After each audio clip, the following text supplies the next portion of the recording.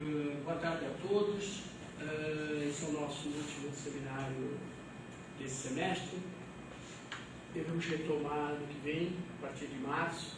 Se tiver sugestões de apresentadores, vocês podem enviar para mim um e-mail, tá certo? E a gente vai depois fazer a programação e faz a divulgação visual.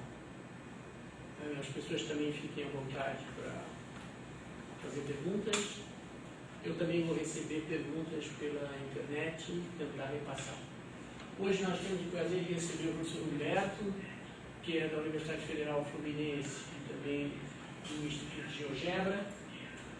E ele veio do Rio, fez a gentileza aí de se movimentar, que na verdade sempre é um pouco custoso nesses tempos de cidade grande, tudo é difícil. Ele vai falar sobre o projeto CBN e o GeoGebra, no ensino de probabilidade estatística. Ele vai apresentar para a gente um panorama do que eles têm trabalhado.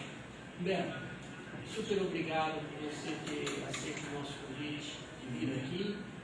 E fique à vontade, o seminário é razoavelmente informal. Ok. Muito obrigado, boa tarde a todos. Agradeço o convite do Marcos e a oportunidade de poder falar um pouquinho do que a gente tem desenvolvido lá na Federal Fluminense. Né? Bem, minha fala está dividida em duas partes. Então, a primeira parte tem a ver com softwares gerais de estatística. Né? Então, se você pensa em software de estatística, tem uma lista na Wikipedia dos pacotes de estatística. Né? Então, uma lista enorme.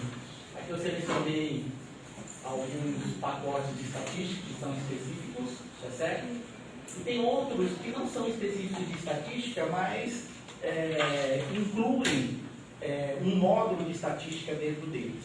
Né? Todos esses softwares são pagos, né? Não são gratuitos. Um software gratuito que tem ganhado a popularidade da comunidade estatística é o R. Né? Inclusive com interfaces mais simples, mais amigáveis. Né? Só que, de novo, né? Esses softwares eles são de pesquisa, eles não nasceram educacionais. São softwares de pesquisa que agora as pessoas estão considerando para o uso do ponto de vista educacional. Existem softwares de estatística, probabilidade estatística, especializados no ensino, né? Eles são educacionais mesmo? Tem. Aqui tem 3 softwares, né? Que trabalham com probabilidade estatística do ponto de vista educacional para a escola básica. Né? O Samson, o Tinkerplot e o Inspire Data. Né? Todos eles aqui também são gratuitos. Né? Bom. São gratuitos? Não, desculpa, são pagos. Eu achei que era irônico. O Simões era irônico. Inspire Data na peças? Não, acho que não. E tem alguns artigos que insistem, né? Tem mais palavras repetidamente Tinkerplot do que conteúdo do artigo. E fazem propaganda assim, absurda. Bem, o que eu quero nessa primeira parte? Né? Quais são os objetivos dessa palestra? Então, o que eu estou querendo fazer? Primeiro, apresentar para a comunidade estatística o software GeoGebra, né? Dando ênfase nos recursos relacionados com a estatística e a probabilidade. A segunda ao mostrar os recursos do GeoGebra em termos de probabilidade estatística, eu gostaria de tentar mostrar, convencer de que para a escola básica, para as licenciaturas em matemática e para a formação continuada de professores, o GeoGebra se coloca como uma excelente e talvez primeira opção. Né? E, na segunda parte, mostrar alguns aspectos mais específicos do ensino de probabilidade estatística que a gente desenvolveu lá na Federal Fluminense. Ok? Bem, o que é o GeoGebra? Então eu faço uma pergunta para vocês. Né? Quem de vocês conhece o GeoGebra? Levanta a mão, por favor. Conhecer de usar, certo? Não conhece? Já ouviu falar Isso disso? existe. Agora, quem que usa numa base regular? Olha como já diminuiu bastante. Né? Então, vou falar do GeoGebra agora, com ênfase nos recursos de probabilidade estatística. Então, o GeoGebra é um software educacional, ele nasceu educacional, ele é multiplataforma, no sentido que ele roda em vários dispositivos, incluindo dispositivos móveis. tá certo? Ele é gratuito e aqui para uso não comercial, isso é bom deixar claro, né? Se você quiser usar o GeoGebra para ganhar dinheiro, você tem que conversar com os autores do GeoGebra para ver que o ponto que você tem que, dessa parte que você está ganhando, e para dar suporte para o projeto. Né? Para o ensino e aprendizagem da matemática e estatística nos vários níveis de ensino. Então dá para usar o ensino básico universitário. E ele reúne vários recursos, né? Numéricos, gráficos, simbólicos e de programação. Então aqui está o GeoGebra com várias janelas abertas. O que eu costumo dizer é que o GeoGebra é como se fosse um canivete suíço em termos de software educacional. Né? Ele tem vários recursos que se integram, tá certo? E comunicam entre si que dá para explorar vários assuntos da matemática, né? Incluindo probabilidade estatística. Né? Eu queria reforçar esse fato dele ser multiplataforma. Né? Então você pode usar o GeoGebra no seu computador desktop, você pode usar o GeoGebra no seu celular, você pode usar, por exemplo, o GeoGebra num smartphone. Né? Ele está realmente disponível para várias plataformas. Então vamos fazer um tour, tá ok? Eu vou ficar de costas, tá certo? Para poder olhar aqui. Então vamos fazer um tour.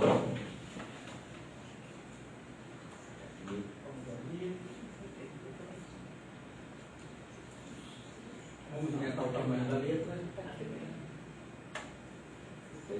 Melhorou? Esqueci. Melhorou, bom. Então está aqui como ele começa, né?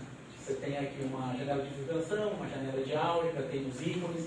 É claro que nessa minha fala aqui, eu não vou conseguir mostrar tudo que o GeoGebra tem, né? Então isso aqui é para dar um gostinho, ou incentivar a curiosidade de vocês com relação ao que o software pode fazer, né? É um tour doméstico. Oi? É um tour doméstico. É um tour doméstico, exatamente. Né? E ao invés de começar logo com probabilidade estatística, deixa eu mostrar um pouquinho os outros recursos dele, porque esses outros recursos, você fala, mas geometria, por que eu vou querer saber as coisas de geometria do GeoGebra? Não. Você saber os comandos de geometria pode lhe ajudar muito na hora que você for fazer construções em probabilidade estatística, como vocês vão ver aí. Né? Então eu vou tirar aqui os eixos que eu quero fazer geometria, para que eu desenhe um triângulo, tá certo? Observando que está tudo em português, né? Eu venho aqui, vou traçar a linha de atriz. É uma reta perpendicular a esse lado que passa pelo ponto médio.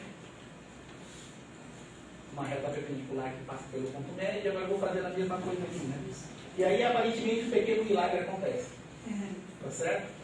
Vem aqui, aparentemente, ele se interceptando num ponto, que eu vou marcar aqui. Bem, você podia dizer, alguém poderia pensar, isso é uma propriedade desse triângulo. Se eu tivesse desenhado outro triângulo, será que a coisa acontecia? E aqui que vem a parte dinâmica, né? Movimento. Uma vez que eu faço a construção, eu posso alterá-la, gerando vários exemplos. Vou até desenhar um círculo aqui. Aqui também quero mostrar o seguinte. Aqui tem a contrapartida visual, geométrica, e aqui tem a contrapartida algébrica. Então, essa múltipla representação, né? Você consegue ver o mesmo objeto de várias maneiras possíveis. Né? Ok. Vou começar uma nova.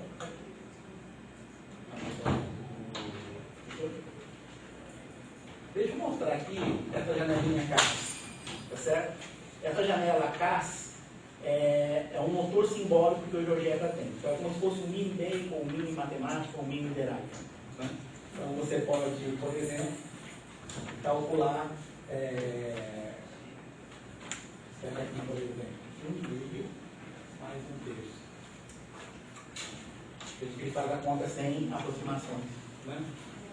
Uma coisa mais relacionada com estatística. Quantas permutações existem de 1000 elementos? Né? Eu quero que o GeoGebra calcular, ele calcula isso. Quer dizer, é curioso, né? Você, em geral, trabalha assim, né? Você tinha um conjunto de 1000 elementos, quantas permutações existem em um conjunto de 1000 elementos? E o fatorial. Mas esse tipo de visualização, você vê o número inteirinho, dá uma percepção do quão grande esse número é, né? Tá certo? Ou, mais recentemente, né? Aqui ele dá uma colinha, tá vendo? 66. Então, vamos ver quantas apostas diferentes eu posso fazer na Mega Sena, né? Tá certo? Então, tá aqui. Cara, ganhou um simples. Então, esse motor CARS, né, ele trabalha com os cálculos matemáticos, aritméticos, algébricos, tá certo? Calcula derivadas, inverte matriz, de forma simbólica, sem aproximação. Ok? E agora sim, vamos tentar olhar para uma coisa e voltar à estatística. Então, o gráfico.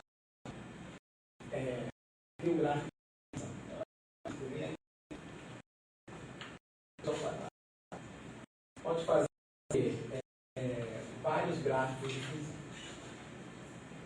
Mas, de novo, o bacana do GeoGebra é quando você põe movimento, que é o que eu vou fazer agora. Vou apagar aqui.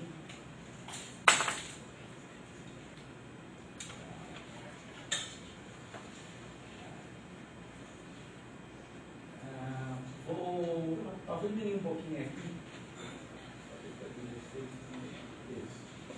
Vou construir o que a gente chama de controle deslizante, tá certo? Vou chamar esse controle deslizante de Mi. De menos 5 a 5. Ok? Então ele criou um número Mi, cujo valor eu posso mudar. Tá certo? Vou colocar Mi igual a 0. E aí eu vou criar um outro controle deslizante, que eu vou chamar de Sigma. Tá certo? Bom, Sigma. Não vamos começar de menos 5, vamos colocar, por exemplo, 0,1. Tá certo? Tá aqui. Agora eu vou querer definir a densidade gaussiana. E aí, para poupar tempo, eu tenho a minha colinha aqui. Tá certo? Tá vendo aqui? Então, para você. Chama aqui de fx igual a você.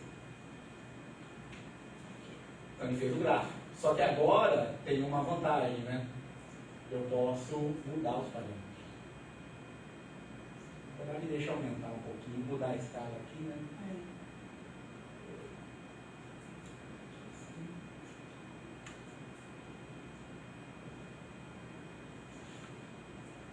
Então, isso é bacana do GeoGebra. Ele traz movimento para as construções. Tá certo? Deixa eu fazer mais. Vou colocar um ponto A aqui. Vou colocar um ponto G aqui. Vou chamar isso aqui de A. Esse aqui eu vou chamar de B. Tá certo? E agora eu vou querer colocar, desenhar aqui a área entre o gráfico da função e o eixo x, né, para x entre A e B. Então tem integral entre a função de cima, que é f de x, a função de baixo, que é 0, o valor inicial é o x de A, e f de x de B.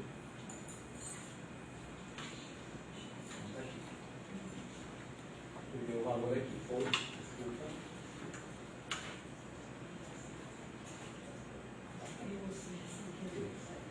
Então tá aqui.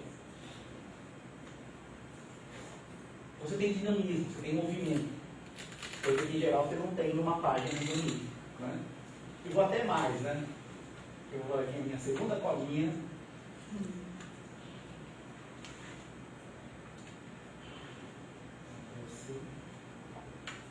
Eu vou inserir um texto.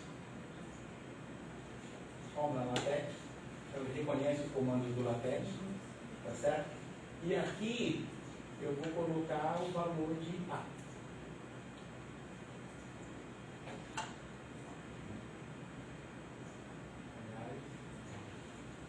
Vou colocar uma chave aqui mais. Tá certo?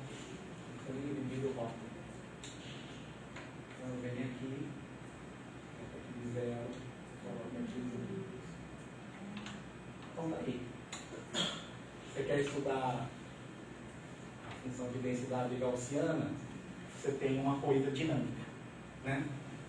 E ele, ó, espero que dê certo, hein? Essa construção aí, eu mandei para o GeoGebra Tube.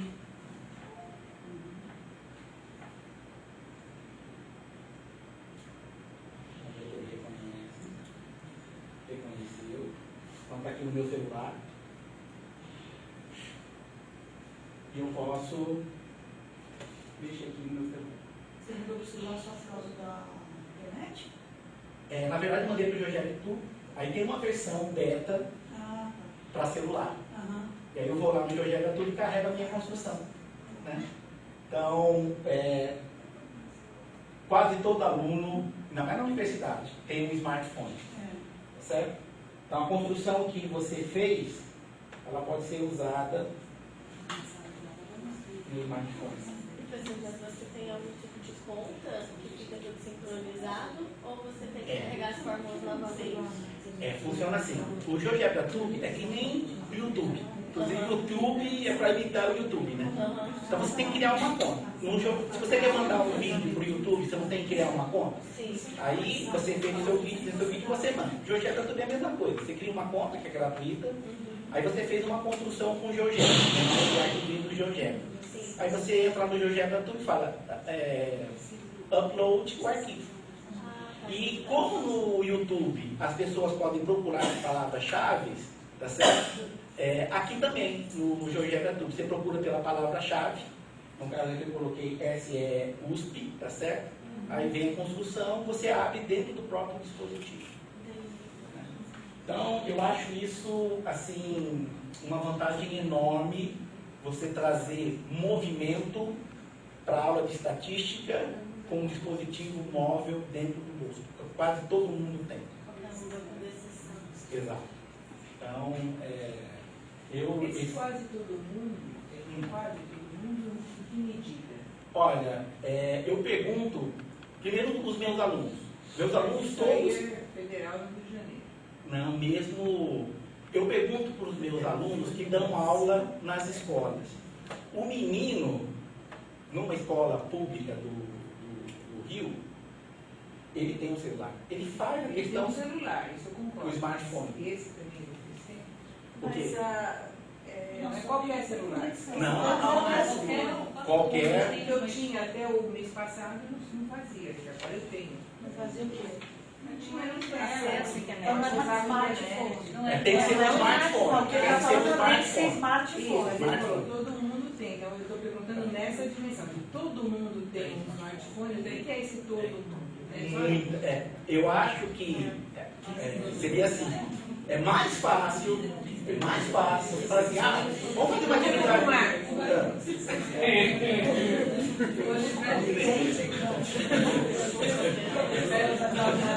Tem os outliers. Outliers são outliers. Você consegue os professores principalmente. Não é? Eu tenho a experiência com os alunos do programa de iniciação científica da IMEC, são 200 alunos. Eles são de sexto ano até o ensino médio. Os molequinhos do sexto ano, todos têm um pequenininho, um baratinho, um smartphone. E é hoje uma forma de comunicação dos pais com as crianças. Em São Paulo, assim, São alunos de de escola pública, inclusive da periferia. Exatamente. Eles fazem questão de ter um smartphone.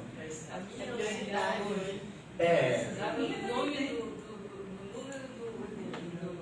RG das filhas dela, ela passou pelo WhatsApp, uma estava na escola, outra estava em casa, as duas mandaram. Eu sei, mas é diferenciado. Não é.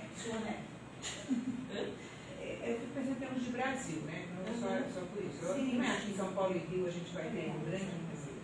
Onde você acha que isso não aconteceria? No Piauí, no interior do Rio Grande do Norte. Olha, eu diria assim, se pega celular, eu apostaria... A pergunta que eu fiz não é que eu acho que não tem.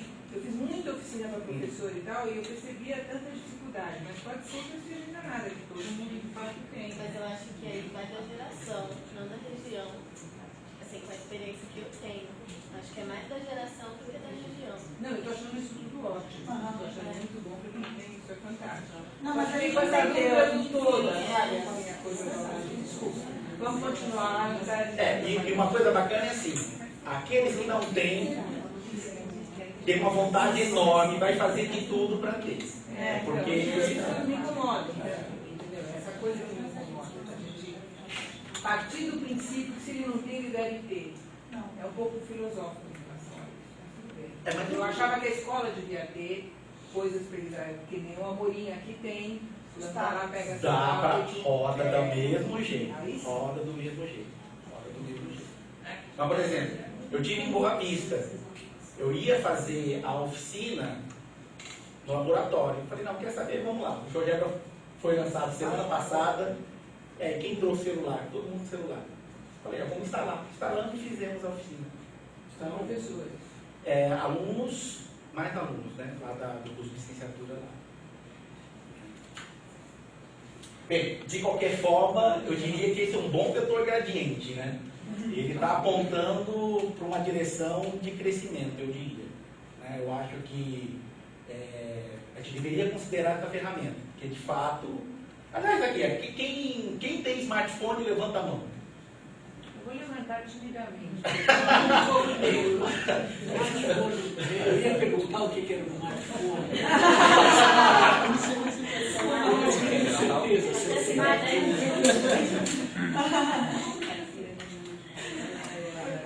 Você olha, você tem internet no seu telefone? É possível ter. Então ele virou um smartphone. Ok. Se tiver internet, É mais smart do que o do. Mais smart do que o do outro. muito mais. Ok.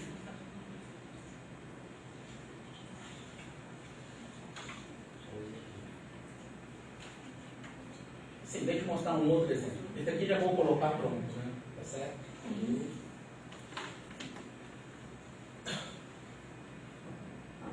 Então, para aqui, eu tenho 1, 2, 3, 10 pontos que se movem no intervalo que vai de 0 a 1, tá certo? Então, aqui eu posso mudar os valores, né? Aí eu posso ver a média, vou ver minha conta média aí. Posso ver a mediana, posso ver a moda. E aqui, o bacana é o dinamismo, né? Então, se você concentra os dados, como que esses resumos estatísticos, aqui, na moda. E aqui eu resolvi colocar um box plot. E vamos tentar gerar um outlier aqui. Então, de novo, o foco é o dinamismo. Você pode pegar esses dados, mudar em tempo real e ver como essas medidas variam. Né?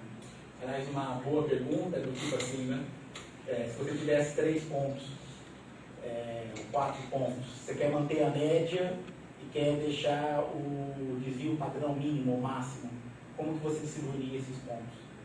É uma questão que você pode ganhar um sentimento desses conceitos através do dinamismo. Né?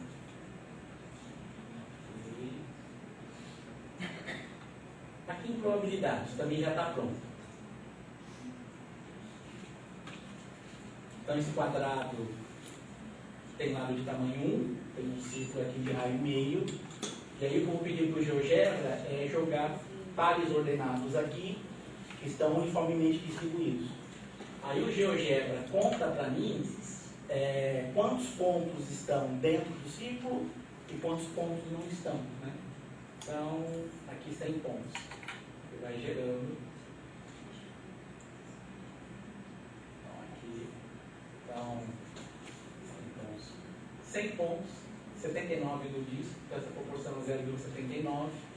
A área do círculo pi vezes raio quadrado, então aqui sobre 4. Se eu multiplico por 4, essa proporção me dá, teoricamente, π. Eu estou calculando, aproximando π por um experimento, por uma simulação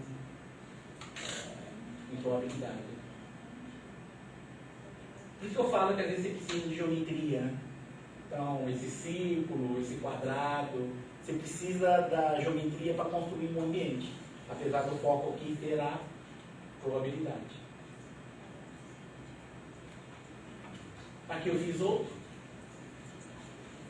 só que agora, ao invés do plano, eu coloquei uma esfera no espaço.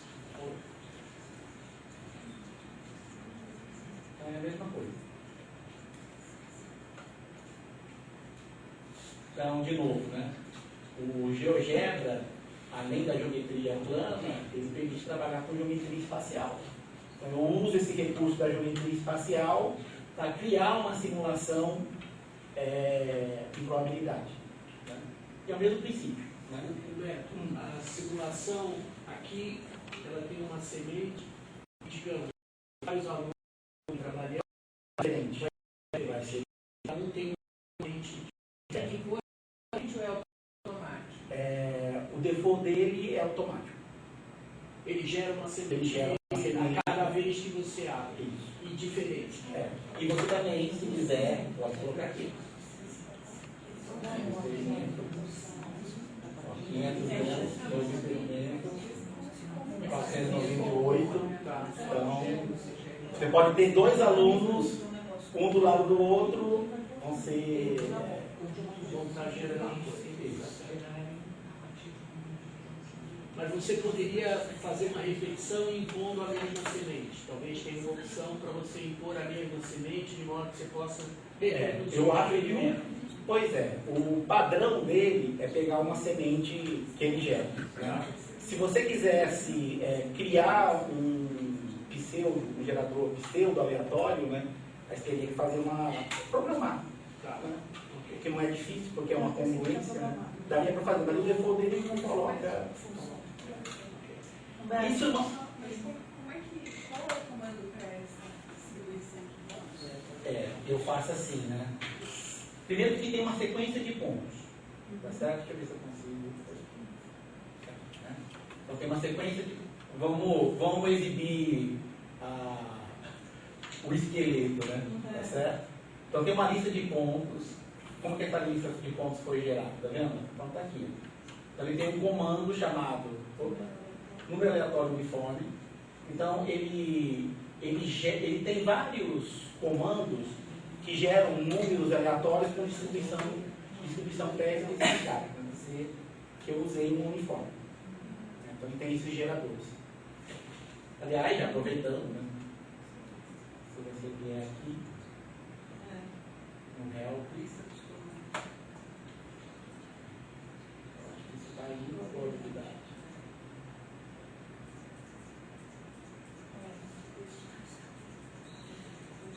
Aqui, ó. Então tem número aleatório que só gera inteiros, lineal, Poisson, normal, uniforme. Então, isso vem de fato. Mas de novo, né? Uma coisa bacana do GeoGebra vai em dois sentidos. Primeiro, ele tem uma parte de programação. Você gerar ferramentas novas. Então, se não tem, você faz. Se você acha que essa ferramenta que você fez é tão útil, tão importante, você tem um canal com os programadores. Você fala, ó, esse item é tão importante que devia vir de fábrica. Então, se você consegue convencer os desenvolvedores que, de fato, o que você está propondo é interessante, é importante, eles vão e implementam. Então, tem uma comunidade muito ativa. Eu vou falar mais disso para frente. Até aqui. Você já tinha falado no começo, qual é a idade desse programa? Ele surgiu em 2004, 2005.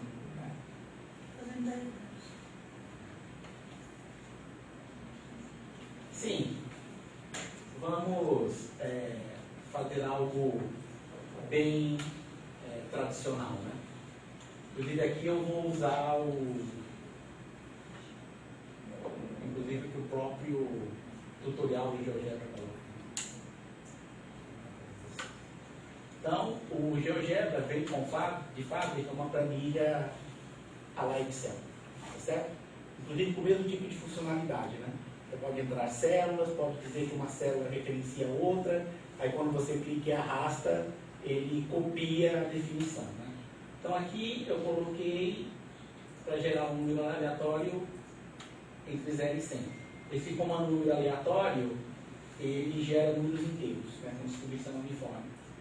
Aqui, isso aqui é 1. E aqui eu estou dizendo que o B2 é B1 mais 1. Certo? E aqui eu estou pegando o 2B1 e somando com um número aleatório normal, com média 0 e desvio padrão 2. Então, vou usar o esquema aqui. Vou arrastar, fica até 20. Vou arrastar. 20. Vou arrastar.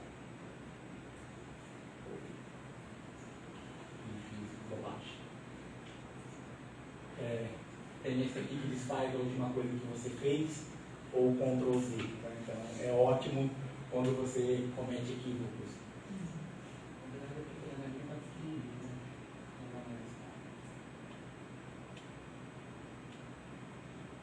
Okay.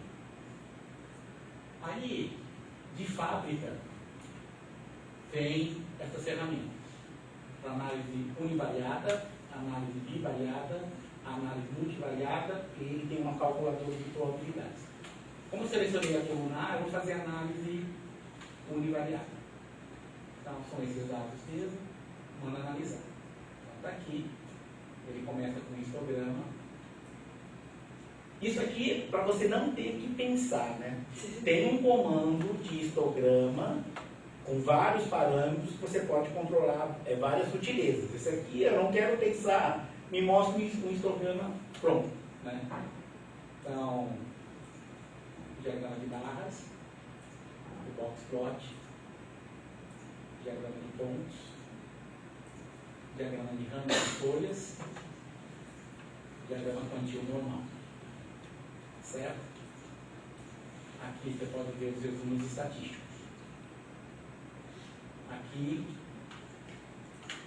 você pode juntar duas coisas. Você pode ver o histograma e o box plot. Então, essa é uma janelinha que eles fizeram para você, se você tem os dados, fazer a análise de imediato. Né? Vamos ver se agora aqui vai dar certo. Análise bivariada. Esse bugzinho eu encontrei ontem. Eu já falei com os programadores.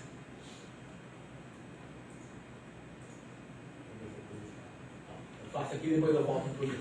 Então, quando é mais do que 2, a única coisa que tem são box plots superplots.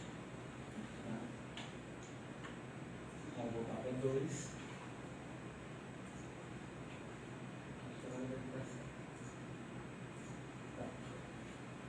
Então, de novo, né?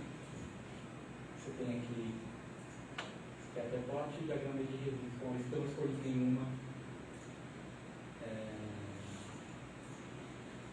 nenhuma função interpoladora, né?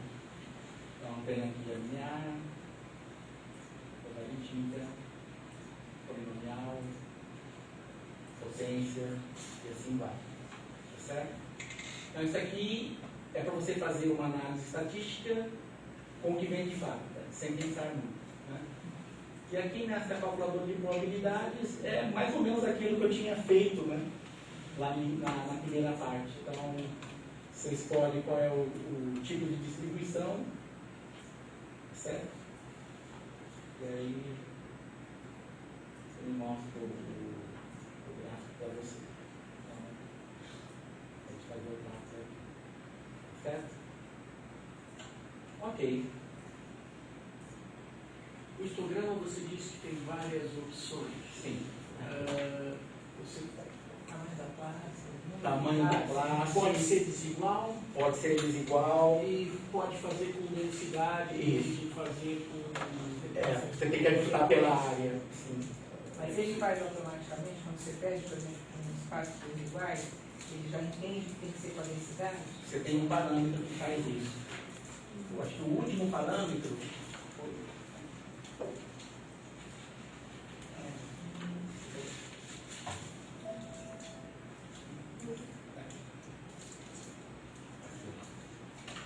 então, nesse parâmetro, se você colocar true, ele é justo. Se você colocar false, ele não é justo. Pela área. Então, eles foram bem cuidadosos nessa parte aí.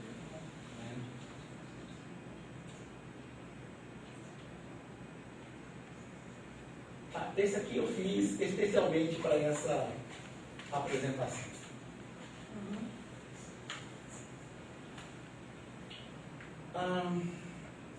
Estava lendo o livro do Becker, que começa a falar de inferência. Falei, vou implementar o que o Becker sugere lá. Né? Então eu tenho aqui 10 pontos. Né? Eu posso mudar se eu quiser. Tá vendo? Posso mudar, tudo é dinâmico, posso variar. Então ele está me mostrando aqui a média populacional. É 5,5. Né? Aí você vai querer coletar a amostra. Né? Quero coletar amostras de tamanho 4. Aí vem a pergunta, né? Se eu tenho 10 elementos, quantas amostras de tamanho 4 diferentes eu posso fazer? Aí é aquele coeficiente binomial, né? Que é 210.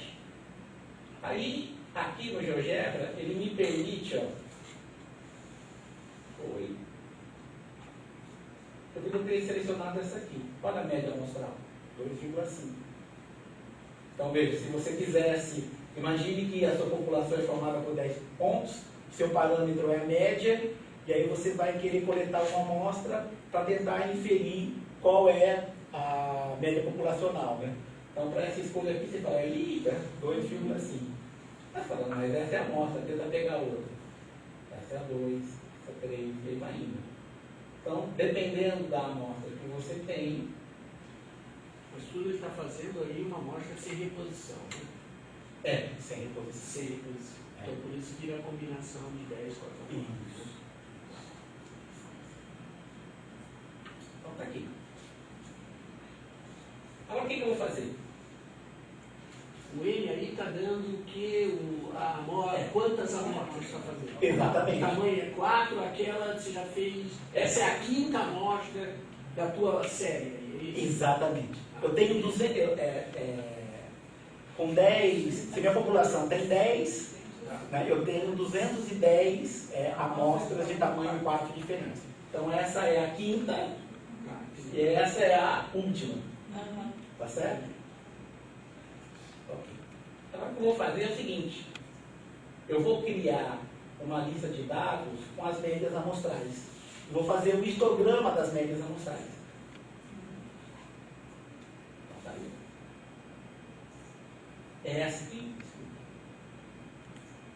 Essa aqui é a média populacional, essa aqui é a média das médias amostrais. Tá certo? E aí, vamos lá.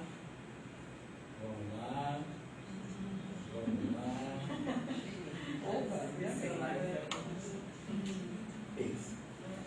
Você fala, bom, isso é tamanho 4, né? Que tal a gente pegar tamanho 5? Agora são 252. Então, eu vou colocar a estrutura lá.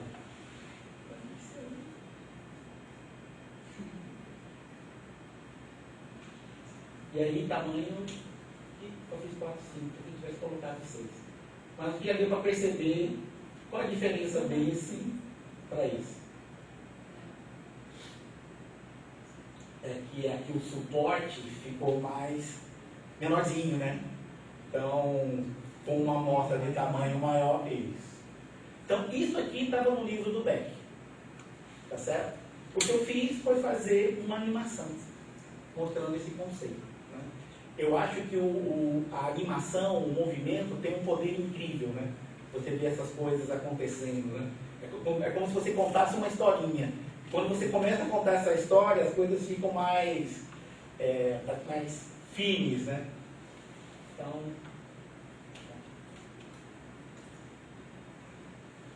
Aí, desculpe, Quer que eu aí volte? você está seguindo uma certa ordem que já ficou determinada. Que já ficou. Que é a primeira amostra. Você seguiu uma ordenação. Sim. Primeira amostra, sei lá, é 1, 2, 3, 4. Vai. Isso. Tá, seria. A outra é. Quer dizer, você não está aleatoriamente escolhendo 4 Não. dentre os 10. Poderia fazer.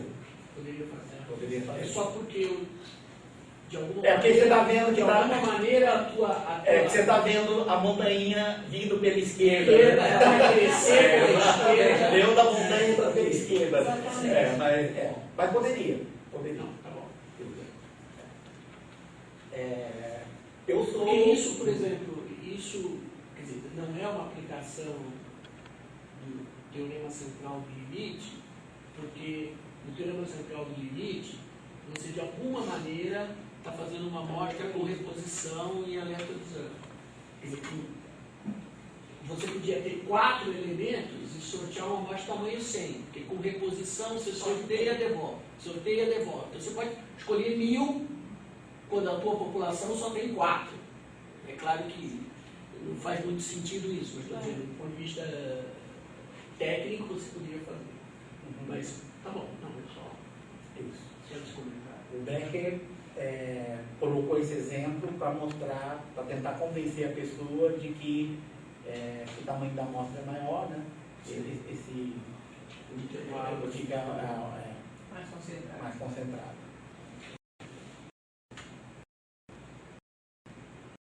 E se eu sou um usuário cliente, eu tenho 2 horas para fazer.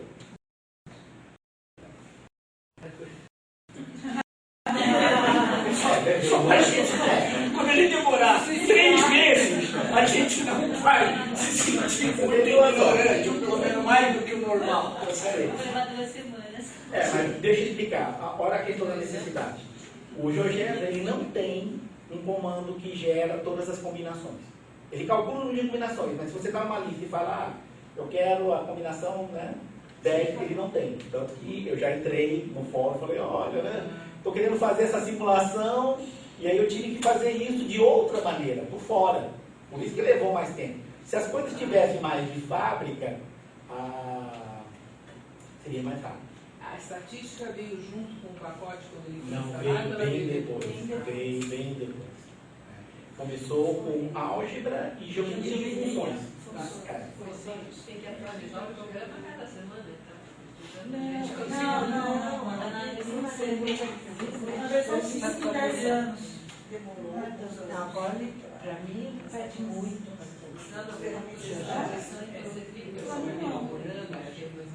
Claro. Mas tem o limite da pesquisar, às vezes é possível encontrar mais prontas já, se hoje eles construíssem e poder preparar.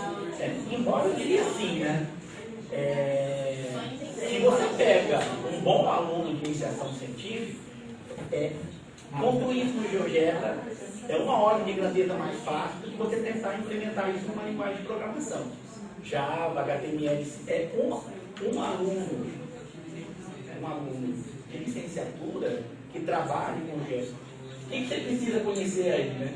Você precisa conhecer o comando sequência, você tem que gerar sequências de números. Você tem que conhecer esses elementos gráficos, né? Ponto, pegar coordenadas. Assim, é factível. Dá para fazer esse tipo de construção mais rápido, mais fácil. Tenta fazer isso em HTML5 do zero. Ia demorar muito mais, ia demorar talvez 2 semanas, 3 semanas. Né? Então, um ponto que eu estou querendo colocar é que o GeoGebra, ele permite fazer essas construções que são mais específicas, né? Eu quero mostrar como que o tamanho da amostra influencia no perfil da distribuição das médias e das médias. Certo? Dá para fazer isso. E melhor, você faz isso, põe no GeoGebra Tube, tá certo? Você pode acessar em desktop, você pode acessar no seu celular, você pode acessar no seu smartphone, né? Com movimento. Então, eu acho que isso, por exemplo, os pacotes de estatística que vem de estatística não tem, né? É tudo linha de comando, você não tem esse dinamismo. Então, acho que esse é a grande característica mais forte, né, do GeoGebra, né? Vai indo, vai indo. Vai indo. Não, então eu vou pular. Não, vai Não, Não, pera. Vou pular. Né? Então, para que usar o GeoGebra, né? Então, imagine você, professor de universidade ou professor de ensino básico, né? Para que você poderia usar o GeoGebra, né?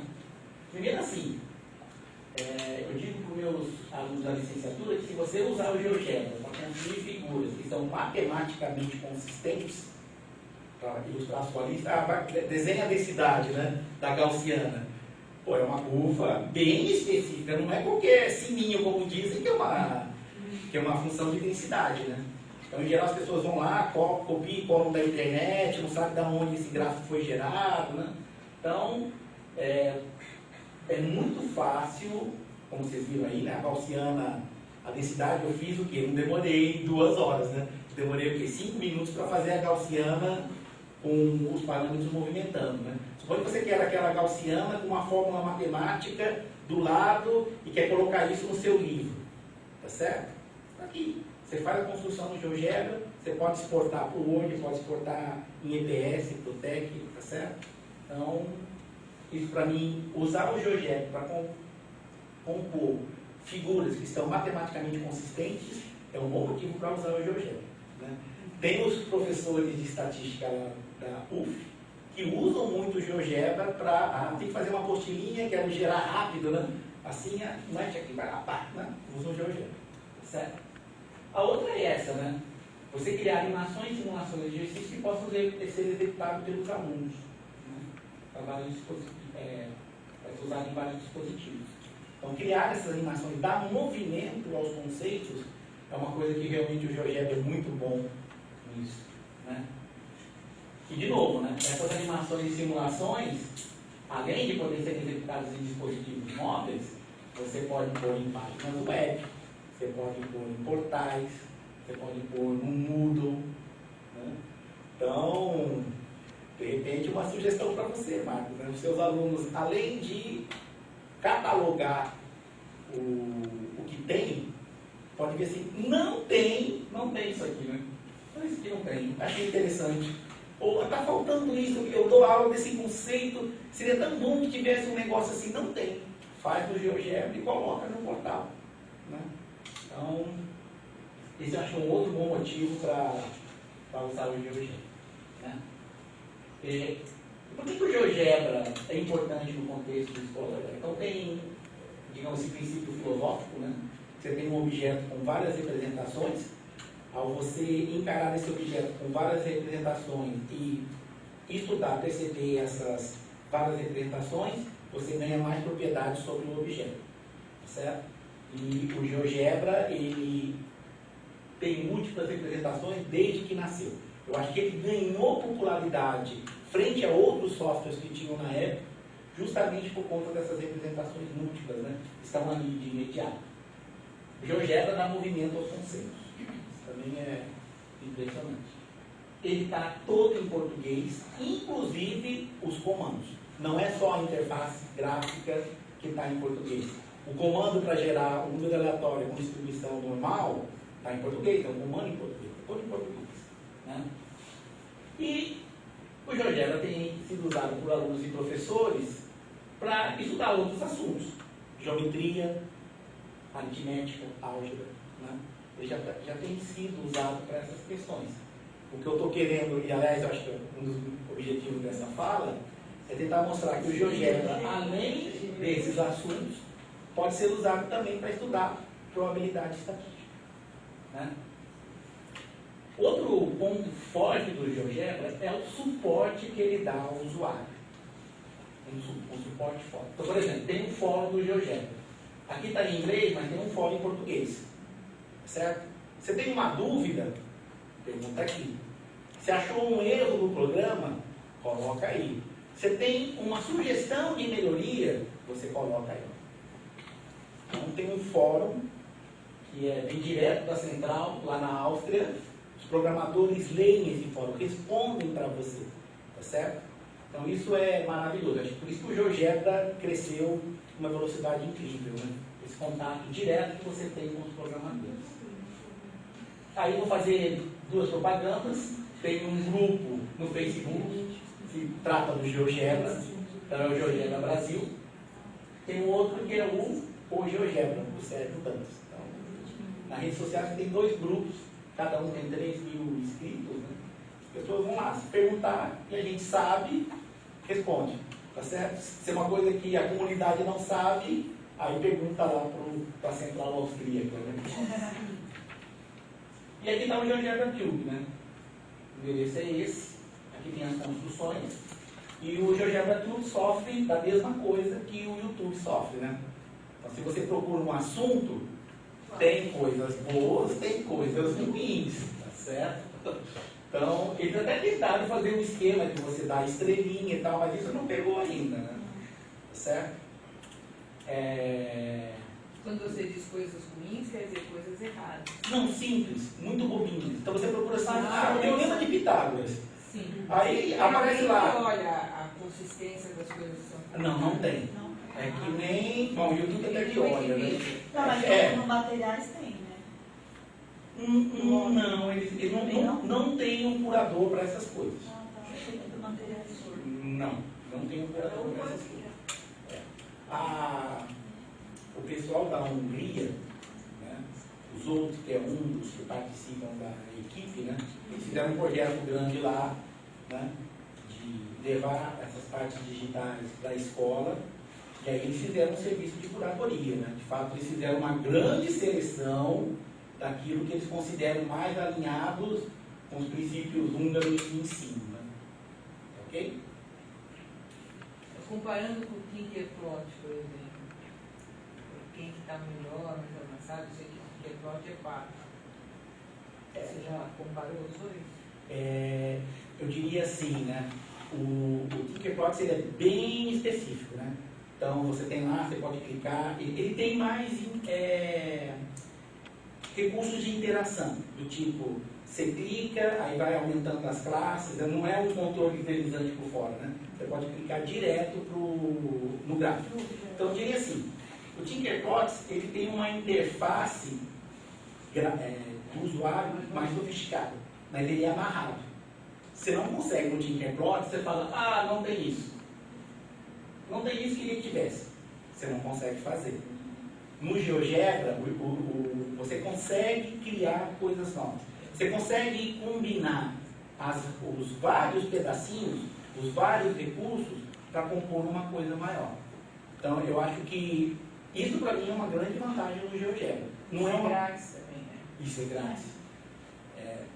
Não ser uma coisa fechada, morta ali, né? Então, o usuário, combinando as ferramentas que tem, consegue fazer construções, assim, bem interessantes, né? Certo?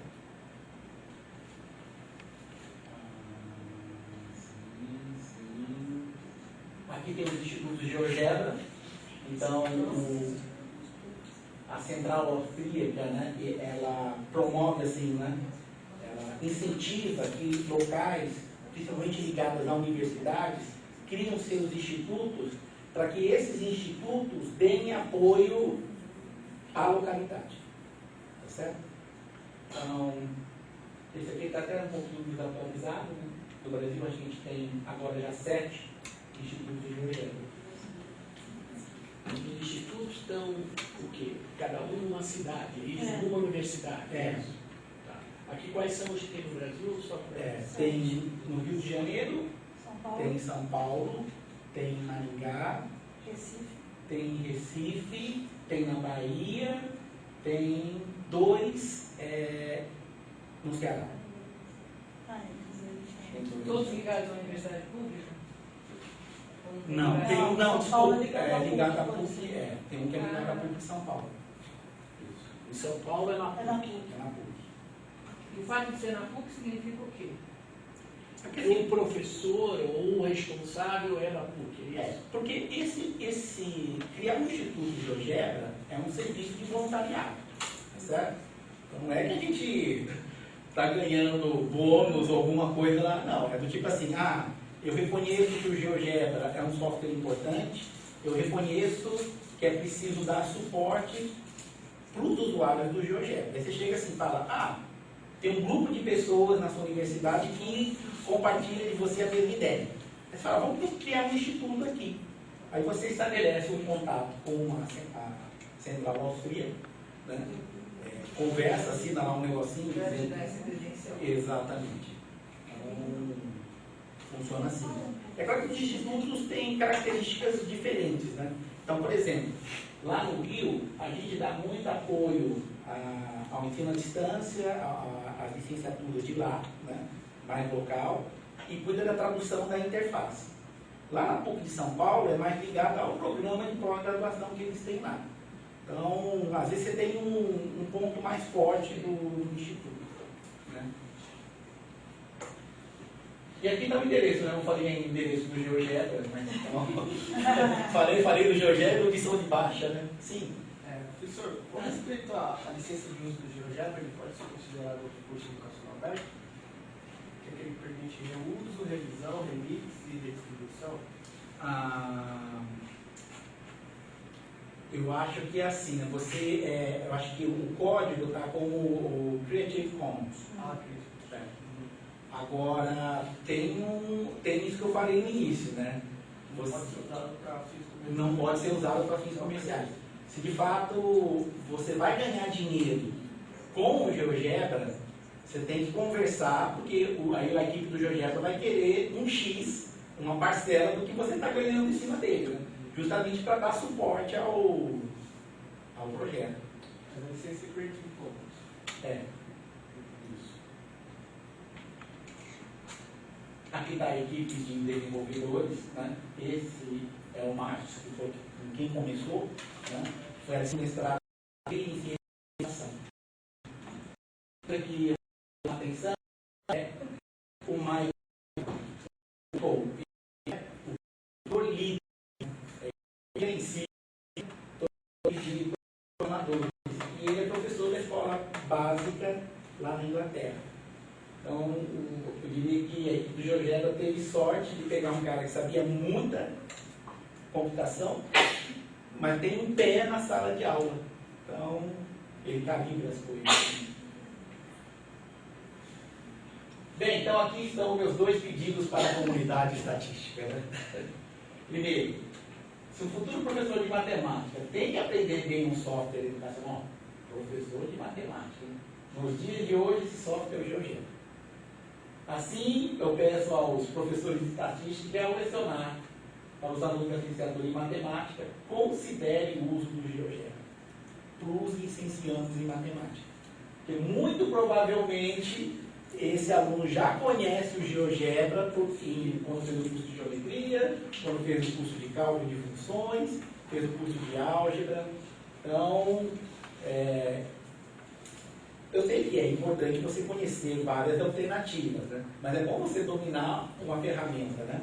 E eu acho que nos dias de hoje essa ferramenta é o GeoGebra. Então, esse é um primeiro pedido, que não é difícil. Não, vou ter que aprender muita coisa. Não, se for para fazer, eu acho que assim, feijão com arroz, está tranquilo, né? Tranquilo. Eu acho que o professor de estatística aí... Aliás, tem um aluno meu, da especialização Guilherme, que está fazendo vídeos tutoriais, né?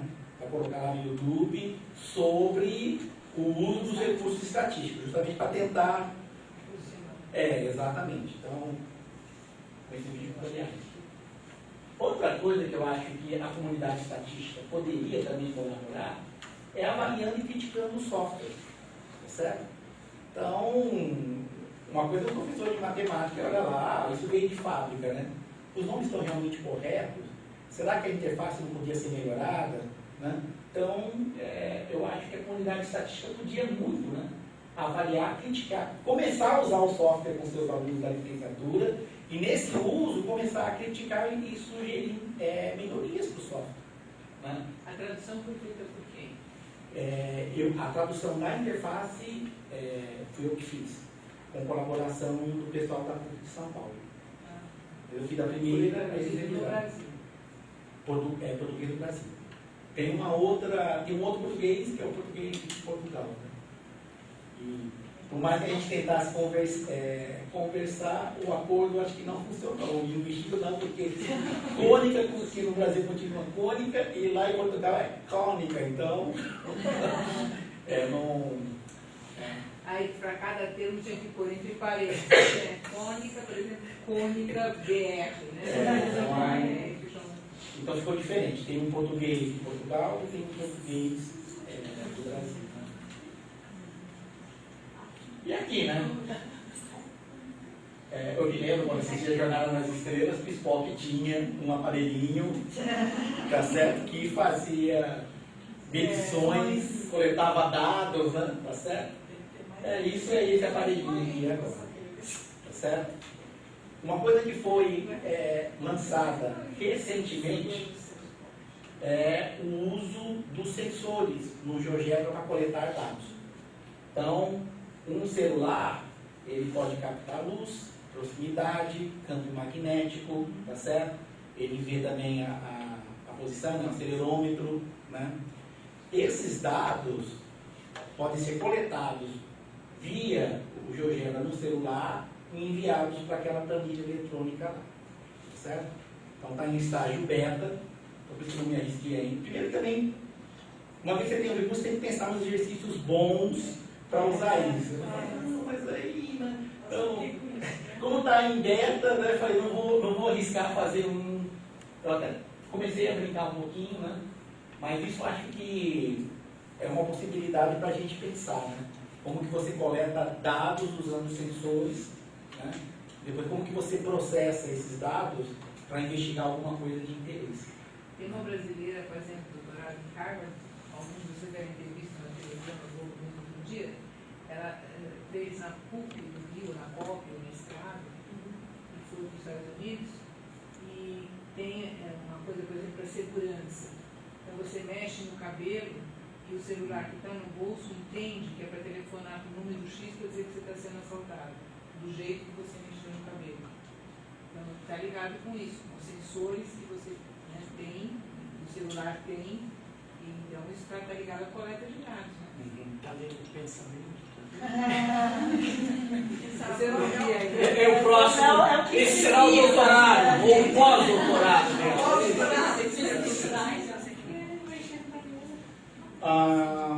Pode ir em frente. Tem certeza? Sim. Tá. Até porque a gente está te interrompendo, fazendo uma coisa Tá interativa, tá ótimo. Estamos atrapalhando. Fica tranquilo. É bom assim, quando a audiência interage. Deixa eu falar um pouquinho desse projeto CDME, né? Foi um projeto de 2007, 2008, com o financiamento do MEC, né? E a ideia era que as universidades, né, as ONGs, construíssem conteúdos digitais para o ensino médio, né? Aí conteúdos digitais eram software, áudio, vídeo e experimentos concretos, né? Então, a gente da UF participou desse edital, fez cerca de uns 100 itens para esse projeto, né? É claro que a gente está com uma dificuldade agora que boa parte dos objetos que a gente construiu foi feito usando Java, e a linguagem Java está colocando cada vez mais restrições de acesso, pelo menos se você acessa via navegador, né? A gente está pensando num esquema de tentar passar isso para HTML5, né? O que está feito no GeoGebra, né? As atividades que estão feitas no GeoGebra é uma questão realmente de ter um tempinho, sentar e usar a versão de HTML5 do GeoGebra. Agora, tem uns que foram feitos em Java direto, e aí você tem que buscar alternativas. Então, deixa eu mostrar pelo menos uma das atividades, um dos programas que a gente fez para esse projeto, que a gente, antigamente você acessava a página e operava direto na página, né? Uma saída rápida que a gente encontrou foi, faz em Java ainda, só que aí você não executa dentro da página. Você baixa o arquivo, aí executa no seu computador, ele funciona. Tá certo? Então deixa eu mostrar esse programa.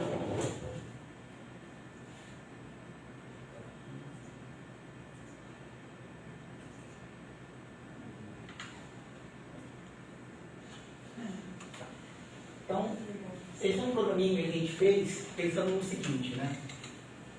se você olha para as orientações estatísticas dos especialistas em ensino de estatística, a recomendação é que você use dados reais, tá certo? Por outro lado, coletar dados reais é uma coisa que demanda tempo, tá certo? Aí pensou, será que não teria uma maneira de tentar coletar dados reais e que fosse mais rápido, né? Se coletasse dados de forma mais rápida? E aí a gente pensou, bem, atualmente qual é um lugar onde você consegue enxurrada de dados com características bem diferentes, né? Textos na internet. Então hoje a internet é um oceano de informações textuais. Então o que esse programa faz? Você aqui cola um texto, pode ser livros inteiros se você quiser, tá certo? E esse software ele faz uma análise estatística desse texto. Então, por exemplo, aqui, né, tem o hino nacional, começou com um texto meu, a gente achou, né? Aí você manda processar. Bom, ela é sua pergunta, e aí, que texto a gente vai colocar? Bom, o hino nacional, porque a garotada canta o hino nacional, e o nacional já é do contexto escolar. Só no futebol, não é?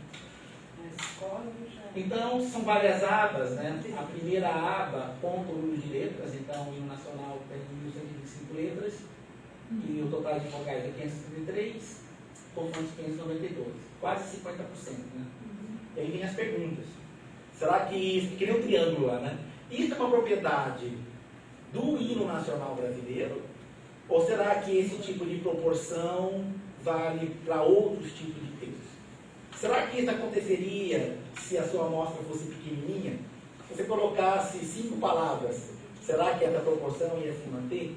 Tá certo? E para textos grandes, será que essa proporção se mantém? E isso está em português. Se fosse em inglês, se fosse em francês, tá certo? Então, só com essa aba aqui, e olhando para consoantes e vogais, você consegue explorar essa questão da variabilidade, ou seja, dependendo do tamanho da sua amostra, né, o que acontece com esses dados aqui, e você tenta tirar um padrão, tá certo? Uma assinatura estatística de um texto, tá certo? Se ele é em português, se ele é em inglês, se ele é em alemão, né? Nessa parte de baixo, ele coloca a distribuição de frequência das letras, tá vendo? A letra A aparece 157 vezes, essa frequência é relativa. Se você clica aqui, ele ordena. Então, a letra mais frequente do hino nacional é A, depois E, depois O, e assim vai. De novo, você pode perguntar se esse tipo de distribuição é uma característica do português, ou como essa distribuição varia de acordo com o texto que você põe ali. Tá certo? Se tem a ver com o autor. Se tem a ver com o autor. Aliás, Isso que se faz para saber se é de autoria ou não, também certos autores, às vezes fazem a estatística, usa a linguística para fazer isso, linguística computacional. Inclusive, a gente aprendeu, né, que existe um estilo literário que se chama lipograma. Então, um lipograma é um texto onde você omite uma das letras, ou mais letras do alfabeto. E é claro que o lipograma desafiador é justamente aquele o quê? Que omite a letra mais frequente. No caso do Brasil, seria escrever, do português, né? Seria escrever um lipograma sem a letra A. Escreveu hinos? Não, imagine você escrever um livro. Mas assim, em francês, tem um texto de 400 páginas, que com sentido, né, não é uma coisa assim, né? Palavras jogadas, sem a letra E. Meu Deus, porque deve ser a mais frequente. É a mais frequente. E aí teve um americano que fez uma coisa mais surreal ainda. Ele pegou esse texto em francês, traduziu para o inglês, omitindo a letra E, que também é a letra mais frequente do inglês. Né? Em português, eu conheço uma literatura de cordel, que é uma página, tá certo? E um poema. Ainda não temos um literário da língua portuguesa que enfrentasse o desafio. Então eu coloco para vocês, se vocês escreverem um livro de 100 páginas com sentido, né? Uma história. Sem a letra A, vocês vão ficar famosos. Porque não tem, Dá uma tese, por exemplo. não tem programas grandes.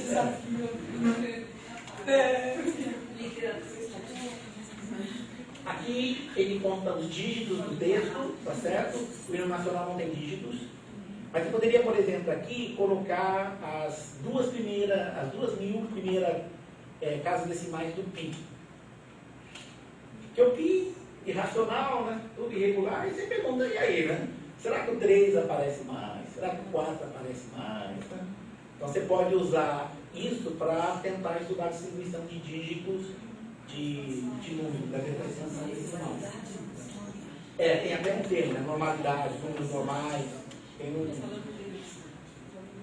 acentos.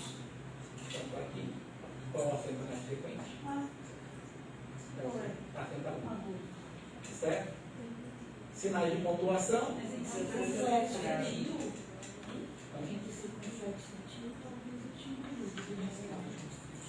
Aqui tem que pegar um texto maior, né? Tá certo? Tem que pegar um texto maior. O quarto texto nacional. Vamos ver. Nossa, só isso? Só isso. O quê? No tio? Só tem 4. Só 4? Podemos olhar. Não, era chute total. Achei que tinha mais tio do que circunflexo e no final tem 4 de cada. Deixa eu mostrar a serviço. Dom Casmurro. Dom Casmurro. Não tá aqui. É o filho. Eu vi tudo.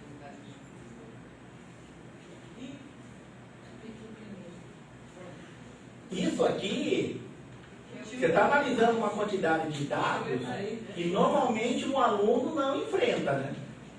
Seria pedir para o aluno tentar analisar 299.320 letras, né? Então esse programa está pondo na mão do aluno ele experimentar com dados mais volumosos, né? Então olha aqui, ó. Quase 50. Sinais de pontuação, que era pergunta, não, acentos, né? Tem muito mais tio também. Esse aqui é cedilha. Ah, tá. Eu coloquei como acento. Sinais de pontuação. Cedilha não é uma letra? Porque tem uns idiomas lá na Europa que eles colocam cedilha em qualquer lugar, né? Colocam cedilha em N. Embaixo. Eu considerei como um acento. Tá certo? Bom, aqui eu botei para dar um Casmurro, né? Então o C cedilha contava também no C.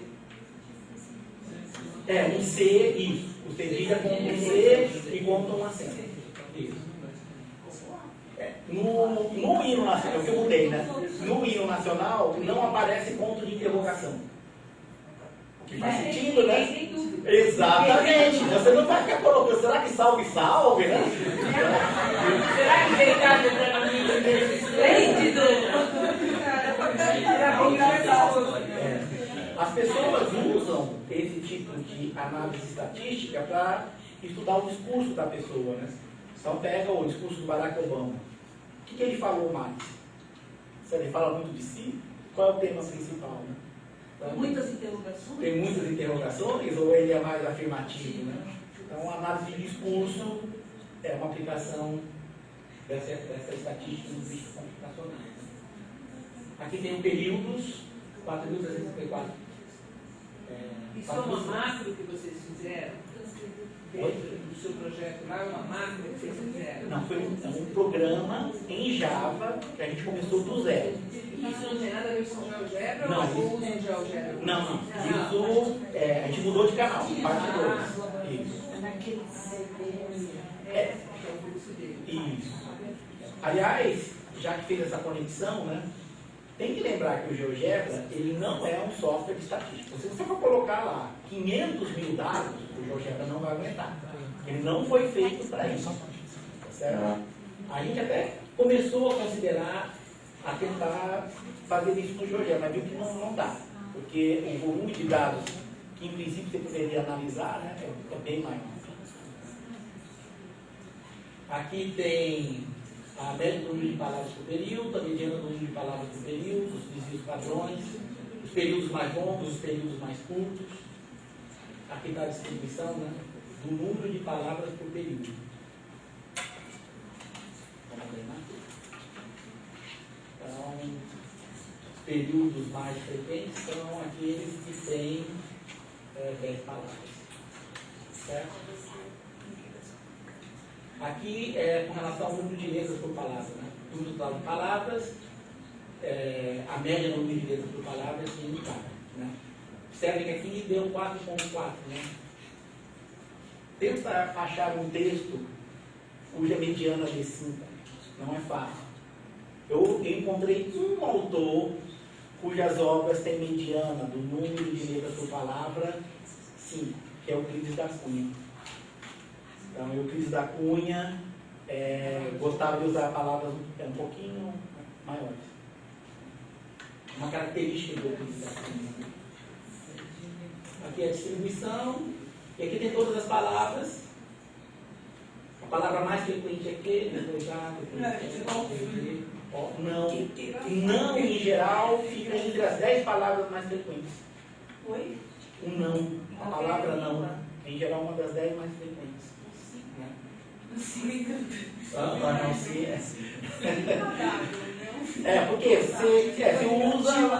você usa o verbo, já está ali, né? Pra você, já é assim. Agora deixa eu mostrar algo que...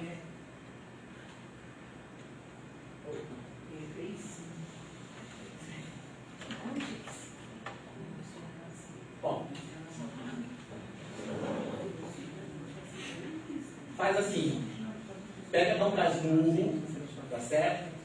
Conta quantas vezes cada palavra aparece, tá certo? Então, como a gente viu, a palavra que mais aparece é que aparece na posição 1, depois A, que aparece na posição 2. E aqui estão as frequências, né? Que aparece 2.664 vezes, A aparece na segunda posição como 2.490 vezes, assim por diante. Então você tem a posição, o rank, né? E tem a frequência. Tira o logaritmo daqui, tira o logaritmo daqui. Então você tem aqui. Agora você pega e desenha esse pontinho. Você vai ver isso aqui. Logo de um contra logo da outra. Isso. E quando você pega a reta de regressão linear, essa reta, ela tem quando você volta, né, tem coeficiente próximo de -1. Aí você pergunta, será que isso é uma particularidade de Dom Casmurro? Ou será que isso é uma particularidade da língua portuguesa? Né? Outro autor, Machado de Assis. Dom Quixote. Em espanhol. Aqui eu não vou conseguir agora ver quem aqui. Lusíadas. Senhora, Iracema, Lucila, Guarani, Moby Dick em inglês. Então, sim, essa aqui é outra. Então, isso é uma característica da maneira como a gente escreve. Então, essa lei, uma lei empírica, foi descoberta por um linguista, o Zipf. Então, ele diz que nos idiomas, quando você escreve alguma coisa, tem uma lei estatística guiando a sua mão, né? Tá certo? Tem uma lei estatística guiando a sua mão. Você é livre? Não é livre, não. Tem uma lei estatística. Não tive essa mão estatística. Meio mal. Tem também aquela lei de Bedford para mim. Isso, é irmãzinha gêmea dessa aqui, né? Nem todo idioma satisfaz essa lei, né? Idiomas artificiais, então se você pega Klingon, já viram Klingon? Sabe o que é Klingon? Tem também o Senhor dos Anéis, a linguagem do Senhor dos Anéis, o Klingon, que são idiomas artificiais, não satisfazem essa lei. É do Star Trek. Do Star Trek, exatamente. Que até o Spock coloquei ali também. Por acaso eu vi na rádio hoje de manhã, vindo pra cá, por isso que eu lembrei. rapidamente. Os caras estavam falando, né? Tinha uma campanha de doação de sangue, eles estavam lá, todos os personagens que fazem um trabalho voluntário de ONG para ir nos hospitais e não sei onde. E aí uma moça estava falando nessa língua, só por isso que eu sabia, porque senão... Star Trek. Olha só. Uma coisa que eu descobri apresentando isso lá na Colômbia, né? Eu falei, tem que pegar um texto em espanhol, né? Eu peguei para o short. Claro. E aí eu falei assim, vamos ver qual a letra mais frequente, etc. Olha a surpresa que eu descobri. Tá pequeno.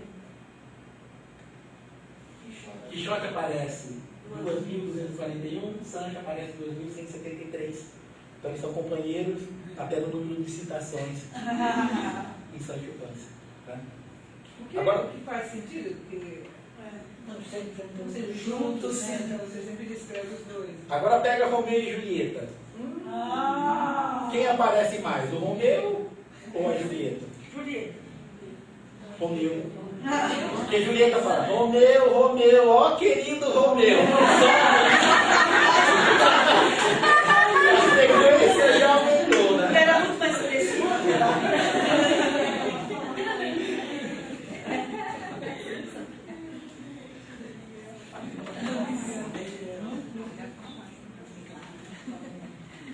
Então, esse programinha aqui, assim, nos deu muito orgulho, porque dá para explorar muitas coisas interessantes, né, com a interface dele. E assim,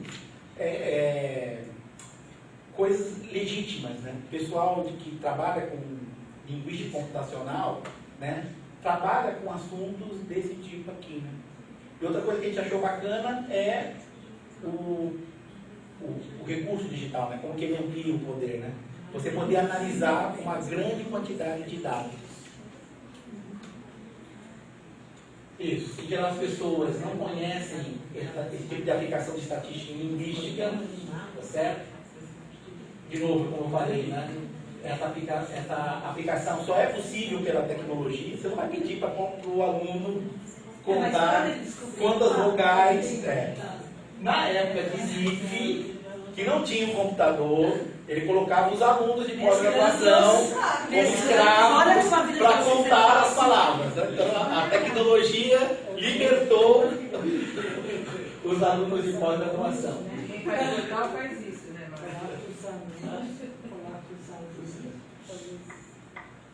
Eu acho que é isso. Obrigado.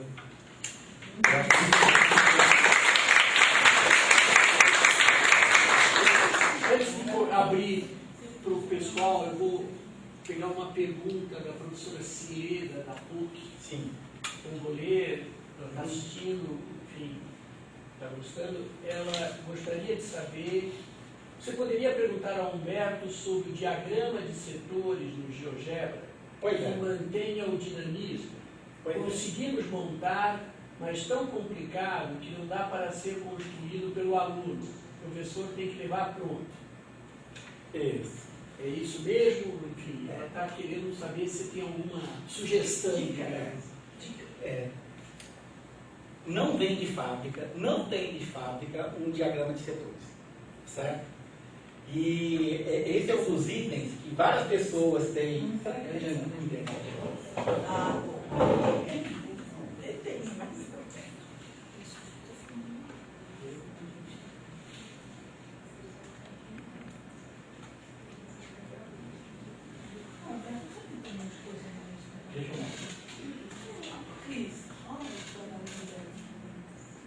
Olha o quê? Olha o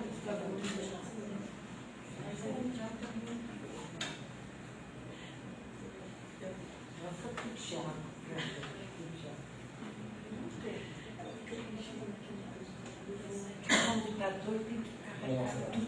Ó, o fórum do GeoGebra.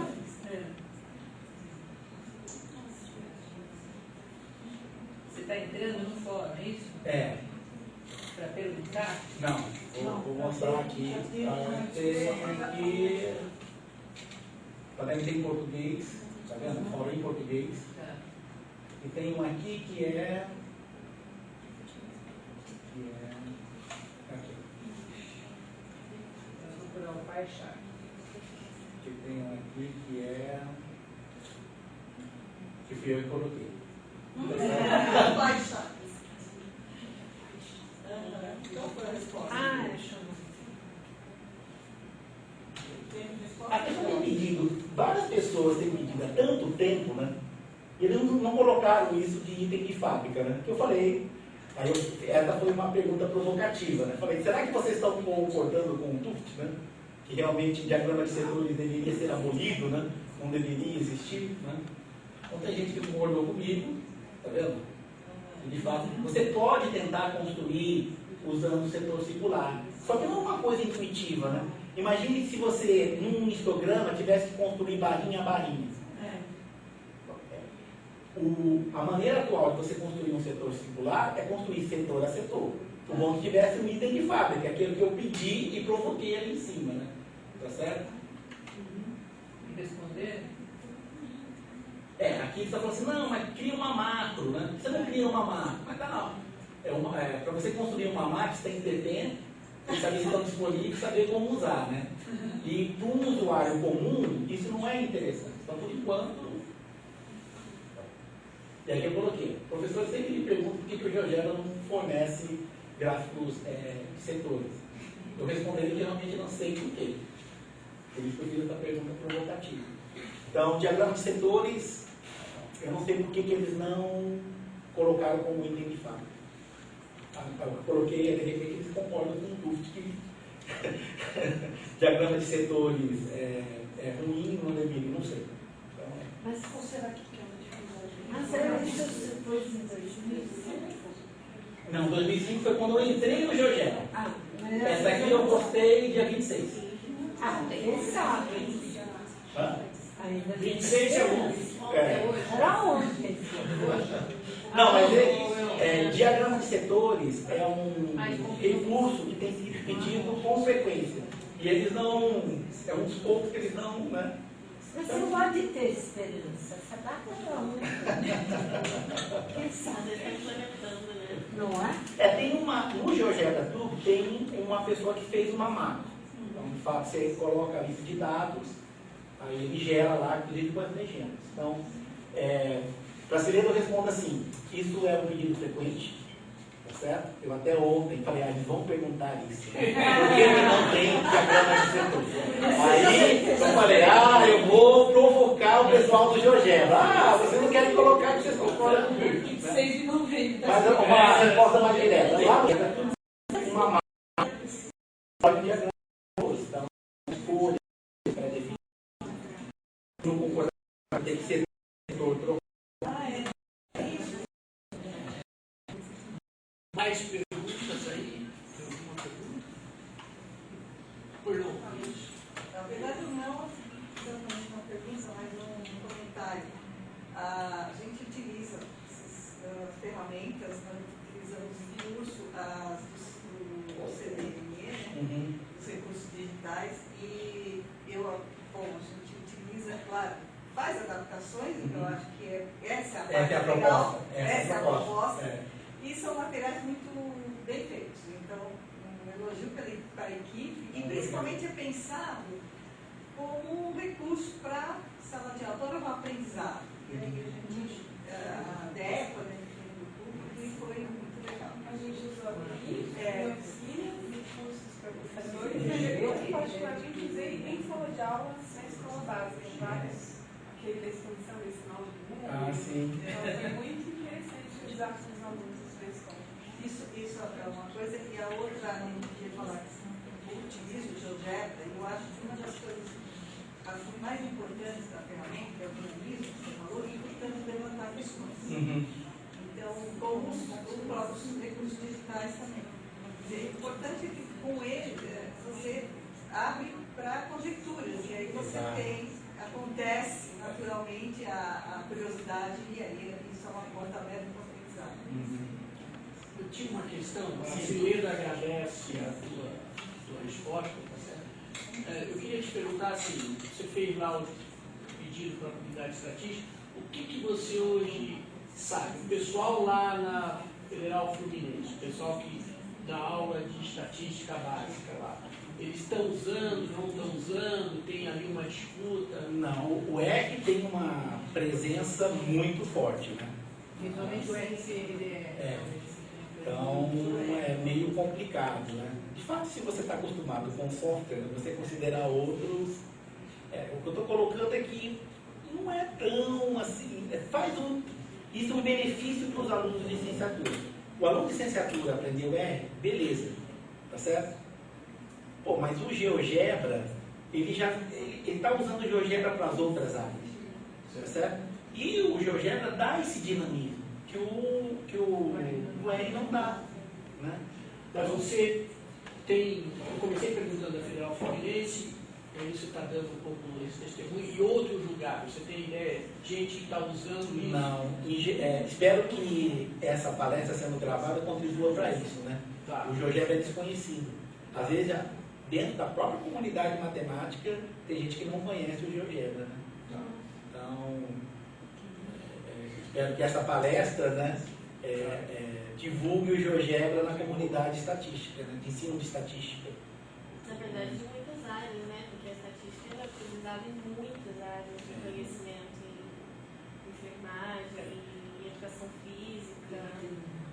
Uma coisa que eu sei, a gente tem um ensino à distância, tem um CEDERJ lá no Rio. E aí você tem Mas é um organismo da Federal Fluminense ou estadual? É estadual, né, sendo que a Federal Fluminense é uma das universidades consorciadas. É um consórcio. É um consórcio. E aí, assim, eu sei que os professores de estatística, para esse ensino à distância, usam o GeoGebra para construir coisas interativas. Tá certo? Porque você chega a falar, vou fazer uma coisa interativa com R. Não. Tá certo? Não dá. Quero colocar uma coisa interativa na minha página, no meu portal, no meu Moodle, para mostrar um conceito estatístico. Aí não tem jeito, né? Como o próprio meio, que é o ensino à distância, tá certo? Envolve tecnologia, não tem um contato presencial, não tem um laboratório, então o GeoGebra ganhou um espaço aí. Então, eu acho que os alunos de ensino à distância conheçam mais o GeoGebra do que os alunos presenciais, do ensino presencial. Você conhece experiências no ensino básico? Assim, Os alunos usando mesmo na escola básica? na parte de estatística? Não, na parte de estatística eu não conheço. Mais alguma questão, por favor? Por não. Assim, quando você fala em usar o GeoGebra, você fala em usar para desenvolver Applet ou pegar o Applet já pronto e utilizar. Quando você trabalha na Universidade Fluminense. São duas coisas diferentes. Se você trabalha com um professor desenvolvendo isso, ele está criando. Sim. Agora, ele só usa ou ele desenvolve? E a sua sugestão é para utilizar desenvolvendo ou utilizar o que já está pronto? Para mim, o professor que eu gostaria é aquele professor que conhece o GeoGebra. E, de novo, né, vocês estão assustados que eu demorei 2 horas para fazer aquele lá, né? Tá certo? Mas se você começa a ganhar experiência, de novo, 2 horas é pouco, tá certo? Porque você faria um outro software, né? Para mim, o professor que eu gostaria de ter, que eu idealizo, é assim: o professor conhece o GeoGebra, né? Tá certo? E é como se fosse um médio do tipo: eu estou notando que minha turma está com dificuldade em A. Eles não estão entendendo lá. O que eu posso usar para tentar tá certo? Explicar, que eles entendessem A? Pode ser material concreto, pode ser um vídeo, pode ser uma animação com GeoGebra, tá certo? Então, do tipo assim, então acho que de repente uma animação onde o aluno controle um parâmetro, né, ele consiga perceber aquele conceito. Aí é aquela história, primeiro você tenta dar uma procurada para ver se alguém já inventou a roda. Você não vai ficar reinventando a roda, que nem aquele da distribuição, tá lá no GeoGebra Tube, né? Tá aqui, agora você fala assim, não, mas em vez de ser aqui, eu queria um pouquinho diferente. Então ele vai e modifica. Ou ele procurou e não encontrou nada. Faz, tá certo? Porque vai resolver o problema do seu aluno, certo?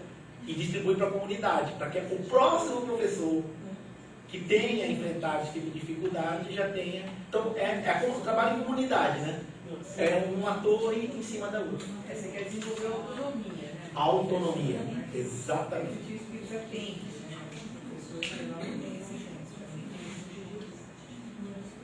A Ana queria fazer uma pergunta, é isso? Queria. Eu queria. A gente estava agora em Portugal, lá no CNL, e tem uma pesquisadora da UNED de Rio Claro, a Sueli Javarone. Sim. Ela está fazendo um projeto FAPESP, onde ela tem alguns grupos mapeando um pouco no estado de São Paulo o uso de software de geometria dinâmica. No caso, basicamente, o GeoGebra, enfim, uso de softwares em geral. E claro que dentre esses softwares ela está investigando a popularidade, a utilização do GeoGebra. Né? Aí a gente estava discutindo e é isso que você falou, né?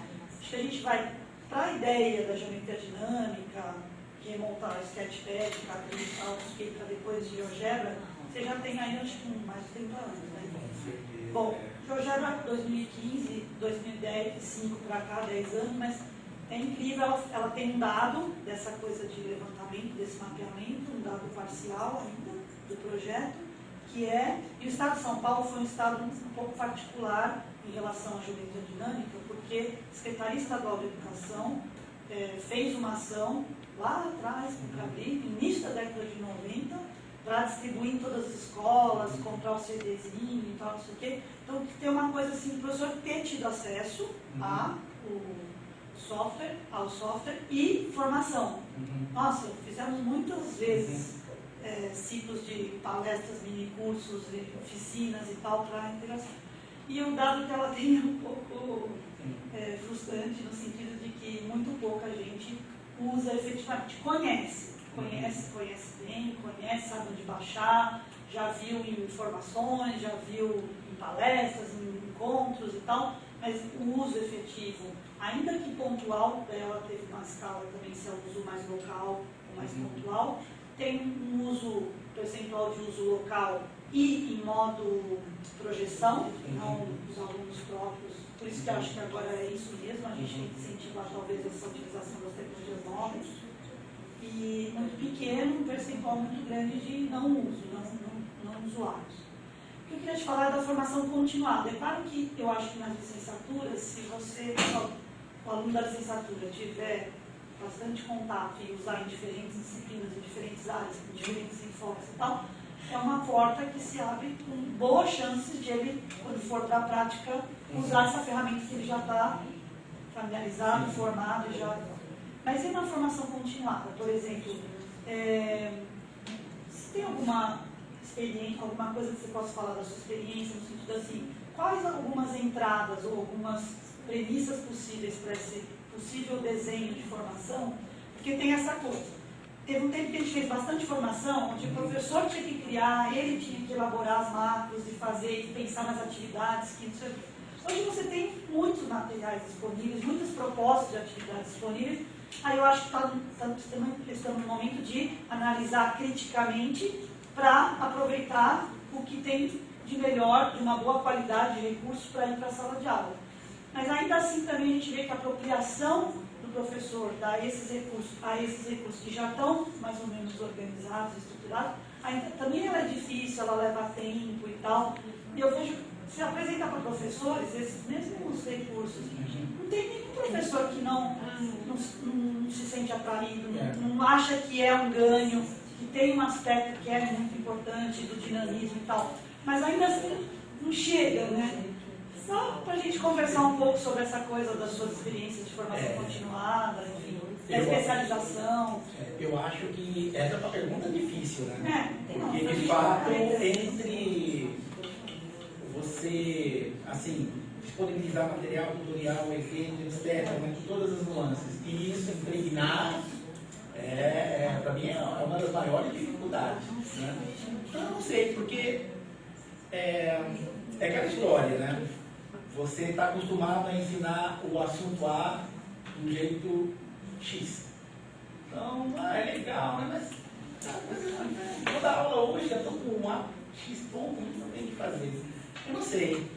E tem a questão do tempo, né? Então, uma coisa que eu sempre pensei foi do tipo assim, alguém filmar, fazer um filminho curtinho, mostrando isso a um professor em sala de aula usando isso. Tipo assim, de fato está dando certo, né? Estou vendo os alunos que eles estão engajados, né? O Dani, você conhece o Dani de Israel, o Dani Smith? Ele faz isso o tempo todo. Ele filma os alunos e mostra nos congressos, essas coisas. Eu acho que devia ser assim. Não pode ser um vídeo muito longo. Tinha que ser assim do tipo, né, um trailer estendido, do tipo, né? Então, vamos estudar distribuições, né? Então, o assunto era esse, eu fiz aqui, né? Fazer uns recortes de uma experiência para o professor ver e falar, não, acho que vou tentar, né? Vou tentar experimentar. E outra coisa de alguma maneira, se o professor, eu me motivei, eu vou tentar, né? Criar mecanismo de forma que ele pudesse perguntar para alguém. Porque é outra coisa assim, achei legal, né? Mas quando você senta e não está funcionando, né? Aí, se não tiver alguém para perguntar, ele desiste. Então, por isso que eu acho que essas comunidades, elas são muito importantes. Vai lá no Facebook e fala, olha, eu vi o vídeo tal, o Beto fez isso, fui tentar, não deu certo, né? O que está acontecendo, né? Então, eu acho que tem que criar propaganda, tentando motivar o professor a ver, olha, de fato, isso não é maluquice, isso não é uma proposta maluca. Teve um professor que se predispôs a fazer, e aí fez, né? Tá certo?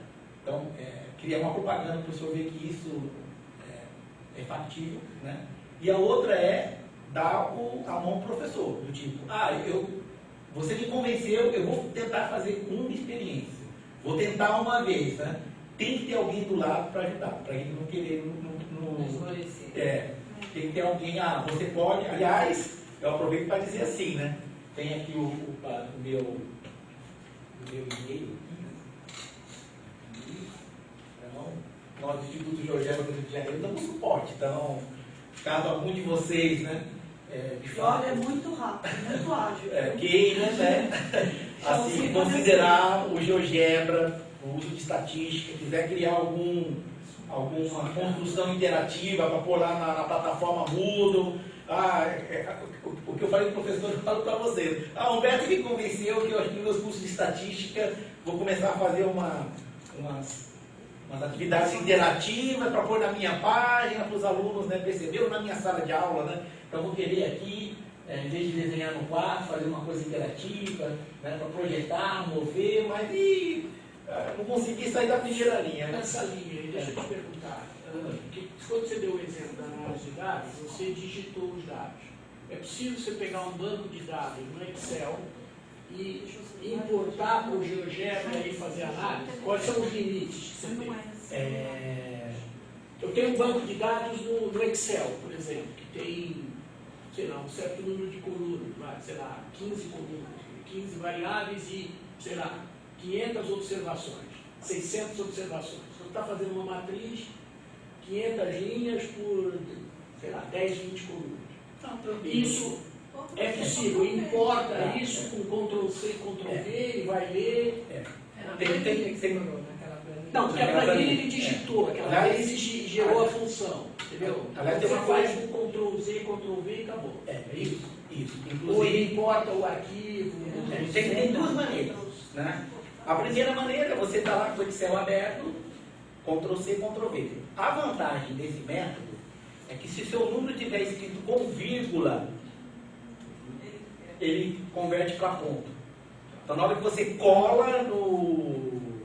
Mas a planilha já está. Você abriu a planilha, está em branco, aí você chega assim, agora eu tenho essa planilha do Excel e quero copiar esses dados para cá. Então você pode selecionar, copiar e colar. A vantagem desse método é que se a sua planilha tiver com números com vírgula, ele vai passar para ponto, que no GeoGebra não está internacionalizado ainda a questão do separador decimal. Né? Tem que ser ponto, o separador decimal é ponto. O GeoGebra também permite importar arquivos CSV, mas aí a questão da vírgula é problemática. O que é CSV? Isso, é um formato, né, de isso, que não é necessariamente a vírgula, né? Por exemplo, quando o Excel em português exporta uma planilha com dados, ele não pode usar vírgula como separador, porque a vírgula é o separador decimal. Então, o que ele usa como separador de um dado para o outro? Ele usa ponto e vírgula. Então, aí, se você for importar com CSV, aí tem que ser tudo com ponto. O separador decimal tem que ser de fato a vírgula, não pode ser o ponto e vírgula, e o separador decimal tem que ser o ponto. Agora, se for copiar e colar... Mais alguma questão? Eu não tenho mais nada aqui na internet, pelo menos. Quantas pessoas estão plugadas? Não sei, isso é uma informação que vem da área técnica, eu não tenho ela aqui agora. Mas é o pessoal que tem. Bom, não tem mais questão? Bom, Humberto, muito obrigado. Acho que todo mundo que está aqui, acho que gostou. Imagina.